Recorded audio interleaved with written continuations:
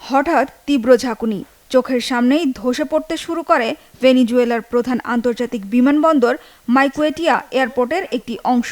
মুহূর্তেই ধ্বংসস্তূপে পরিণত হয় দেশটির ব্যস্ততম বিমানবন্দরের ওই অংশ। দৃশ্যটি পুরোটাই রেকর্ড হয়েছে ভূমিকম্পের সময় বিমানবন্দরে থাকা যাত্রী উইলমার আজওয়াজের ক্যামেরায়। সবকিছু কাঁপছে। মাইকুয়েটিয়া বিমানবন্দরের ভেতরের অবস্থাটা দেখুন। এখানকার অবস্থা আরও করুন। এই অংশটি পুরোপুরি ধ্বংস হয়ে গেছে। ছাদের দিকে তাকান, সবকিছুই ভেঙে গেছে। রাজধানী কারাকাসের একটি বাড়ির সামনের সিসিটিভি ফুটেজেও ধরা পড়েছে দেশটিতে সম্প্রতি আঘাত হানা 7.2 ও 7.5 মাত্রার ভূমিকম্পের তীব্রতা।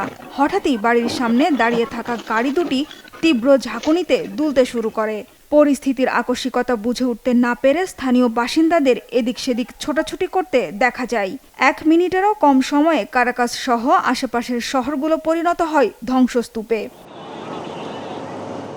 মার্কিন ভূতাত্ত্বিক জরিপ সংস্থা USGS এর তথ্য অনুযায়ী বুধবার স্থানীয় সময় সন্ধ্যা 6টায় কারাকাস থেকে প্রায় 284 কিলোমিটার পশ্চিমে সান ফেলিপের কাছে 7.2 মাত্রার একটি ভূমিকম্প আঘাত হানে।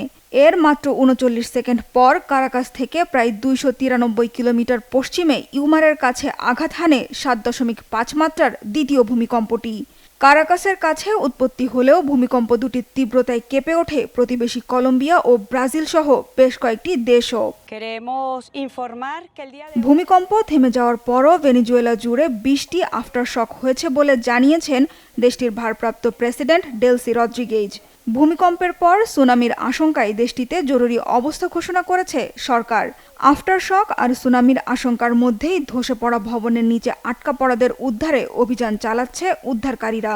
ভূমিকম্পের সময় কোনো রকমে ভবনের বাইরে বেরিয়ে আসতে পারা বাসিন্দারা জানান ধ্বংসস্তূপের নিচে আটকা পড়ে আছে অনেকে। আমরা কোনো মতে দরজা খুলে বাইরে বের হয়ে আসতে পেরেছি। ধ্বংসস্তূপের ওপর দিয়ে হামাগুড়ি দিয়ে নিচে নেমেছি। ভবন সুপারিনটেন্ডেন্ট তার বাচ্চাকে নিয়ে অন্য প্রতিবেশীদের সাথে নিচে নেমে আসছিলেন। তখনই বিল্ডিংটি পুরোপুরি ধসে পড়ে। এর আগে আমি শুধু একটা পরিবারকেই দেখেছিলাম বেরিয়ে আসতে পেরেছে। ভয়াবহ এই প্রাকৃতিক দুর্যোগের পর ভেনিজুয়েলার দিকে সাহায্যের হাত বাড়িয়ে দিয়েছে প্রতিবেশী দেশগুলো। ভেনিজুয়েলাকে সাহায্য করতে সরকারি সব সংস্থাকে দ্রুত পদক্ষেপ নেয়ার নির্দেশ দিয়েছেন বলে জানিয়েছেন মার্কিন প্রেসিডেন্ট ডোনাল্ড ট্রাম্পও। ভেনিজুয়েলার ভূমিকম্পের রেশ কাটার আগেই 7.2 মাত্রার ভূমিকম্পে কেঁপে ওঠে মধ্য এশিয়ার দেশ জাপানের উত্তরাঞ্চল। তবে দেশটিতে তেমন ক্ষয়ক্ষতি বা হতাহতের খবর পাওয়া যায়নি। পারমাণবিক স্থাপনাগুলো অক্ষত আছে বলে জানিয়েছে কর্তৃপক্ষ।